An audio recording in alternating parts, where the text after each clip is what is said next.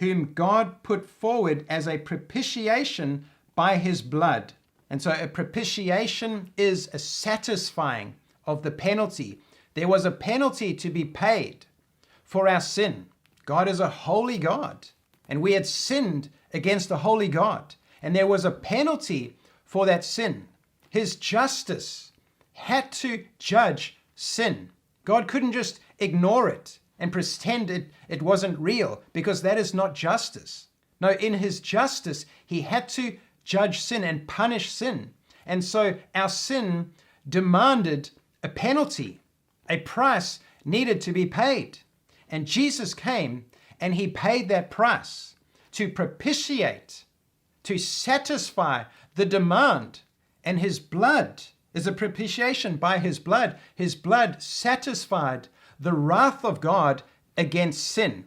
And so God's wrath was coming towards us because of our sin, but Jesus intercepted at the cross, and through his blood, through his sacrifice, he paid the penalty, the price for our sin.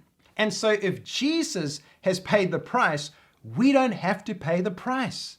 If Jesus has satisfied the wrath of God for our sin, then there is no more wrath towards us, even though we've sinned. This is why it is good news.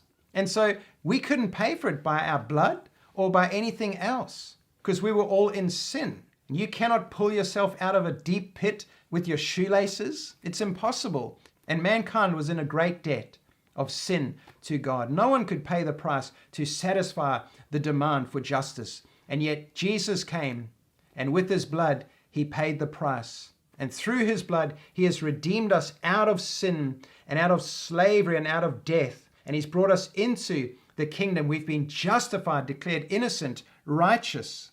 And all of this is a gift of grace that we receive through faith because of what Jesus did for us. This is the gospel, and it is beautiful and glorious.